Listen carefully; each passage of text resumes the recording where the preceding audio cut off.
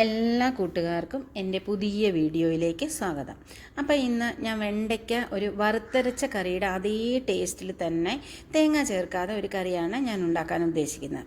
അപ്പോൾ അതിന് വേണ്ടി വെണ്ടയ്ക്ക, ഉള്ളി, ഇഞ്ചി, വെളുത്തുള്ളി, ചെറിയ കഷ്ണം പുളിയ, തക്കാളിയ, പച്ചമുളക്, ഇത്രയും സാധനമാണ് ഞാൻ എടുത്തിരിക്കുന്നത്. ഞാനൊരു ഫ്രൈങ് പാൻ എടുത്ത് അടുപ്പയിലോട്ട് വെച്ചു.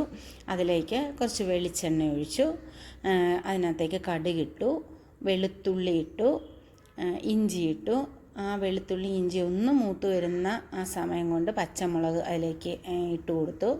ഉള്ളിയാണ് ഞാൻ എടുത്തിരിക്കുന്നത്, ആ ഉള്ളിയും ഇട്ട് കൊടുത്തു. ഒരു ചെറിയ കഷ്ണം പുളിയും ഇട്ട് കൊടുത്തു. ഇതെല്ലാം ഞാൻ നന്നായിട്ട് ഒന്ന് വഴറ്റിയെടുക്കണം. ഒരു ബ്രൗൺ നിറം എന്ന് പറയണ്ട, ആ രീതിയിൽ ഒന്ന് വഴറ്റിയെടുക്കണം. നിങ്ങളിതൊന്ന് ഉണ്ടാക്കി നോക്കണം കേട്ടോ. എന്നിട്ട് പിന്നെ അതിലേക്ക് ഞാൻ ആ വലിപ്പത്തിൽ, ഇപ്പം കണ്ട പോലെ വലിപ്പത്തിൽ വെണ്ടയ്ക്ക അരിഞ്ഞെടുത്തതും കൂടെ അതിനകത്തോട്ട് ഇട്ട് കൊടുത്തു. ഈ വെണ്ടയ്ക്ക നന്നായിട്ട് വഴന്ന് കഴിയുമ്പോൾ ചെയ്യുമ്പോഴാണ് നമുക്ക് ആ കറിക്ക് നല്ല ടേസ്റ്റ് കിട്ടുന്നത്.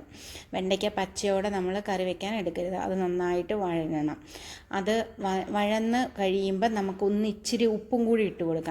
അപ്പോൾ അത് പെട്ടെന്ന് തന്നെ അതിൻ്റെ നിറം മാറി നല്ല ഒരു പഞ്ഞി പോലത്തെ ഒരു രീതിയിലേക്ക് ആ വെണ്ടയ്ക്ക മാറും നമ്മൾ ആ ഉപ്പിട്ട് കൊടുക്കുമ്പം. പിന്നെ നമ്മളിതൊക്കെ ചെയ്യുമ്പം നമ്മുടെ മതപരമായ കാര്യങ്ങളോ അല്ലെങ്കിൽ മ്യൂസിക്കോ ഒക്കെ കേട്ടുകൊണ്ട് ചെയ്ത് കഴിഞ്ഞാൽ നമുക്ക് നന്നായിട്ട് എൻജോയ് ചെയ്ത് ചെയ്യാൻ പറ്റും. ഞാൻ ആ തവി കൊണ്ട് ആ വെണ്ടയ്ക്കായിലൊന്ന് നെക്കി നോക്കുന്നുണ്ട്. അതെന്താണെന്ന് വെച്ചാൽ നല്ല മയമായോ വെണ്ടയ്ക്ക, നല്ല പാകമായോ എന്നൊന്ന് അറിയാനാണ്. അപ്പം ഒരു ഇച്ചിരിയും കൂടെ നേരം ഒന്ന് ഇളക്കി കൊടുക്കണമെന്ന് എനിക്ക് തോന്നി. അതുകൊണ്ട് ഞാൻ വീണ്ടും നന്നായിട്ട് ഇളക്കി കൊടുക്കുക. പിന്നെ ഞാൻ നേരത്തെ പറഞ്ഞല്ലോ, ഇനിയിപ്പം അതിനകത്തേക്ക് ഒരു തക്കാളി, പഴുത്ത തക്കാളി ഒരെണ്ണമാണ് ഞാൻ ഇട്ടിരിക്കുന്നത്. ആ ഒരു തക്കാളിയും കൂടെ അതിനകത്തോട്ട് ഇട്ട് കൊടുത്തു. അപ്പോൾ ആ തക്കാളിയും കൂടെ ഒന്ന് ആ തക്കാളിയുടെ ആ പച്ച ഇതൊന്ന് മാറുന്നവരെ ആ തക്കാളിയും ഞാൻ ഇളക്കി കൊടുത്തു.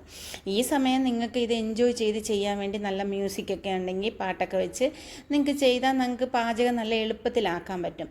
അതിലേക്ക് നമ്മൾ 1 സ്പൂൺ മുളക് പൊടി, 1.5 സ്പൂൺ പിന്നെ മല്ലിപ്പൊടി ഇച്ചിരി കൂടുതൽ നിൽക്കുന്നത് നല്ലതായിരിക്കും. ഇച്ചിരി മഞ്ഞൾപ്പൊടിയും കൂടെ ഇട്ട് ആ എണ്ണയിൽ ആ പൊടിയൊന്ന് ബ്രൗൺ നിറമാകുന്നവരെ ആ എണ്ണയിൽ നമ്മൾ അതിട്ടൊന്ന് ആട്ടിക്കൊടുത്തു, അത് ഇളക്കി കൊടുത്തു.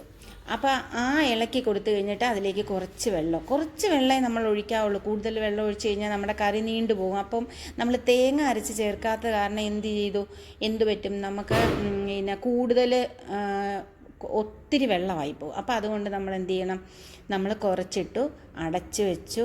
നമ്മുടെ വെണ്ടയ്ക്ക ഒന്ന് പറ്റി വരുന്നത് കണ്ടോ. അപ്പം അതിലേക്ക് നമ്മൾ കുറച്ച് കറിവേപ്പില ഇട്ട് കൊടുത്തു, കുറച്ച് മല്ലിയില, അത് ഓപ്ഷനാണ് കേട്ടോ, നമുക്ക് വേണമെങ്കിൽ ഇട്ട് കൊടുത്താൽ മതി. നമ്മുടെ കറി റെഡിയായത് കണ്ടോ. നിങ്ങൾക്ക് ഇഷ്ടപ്പെട്ട് കാണുമെന്ന് വിചാരിക്കുന്നു. ലൈക്ക് ചെയ്യണം, സബ്സ്ക്രൈബ് ചെയ്യണം. Okay, thank you.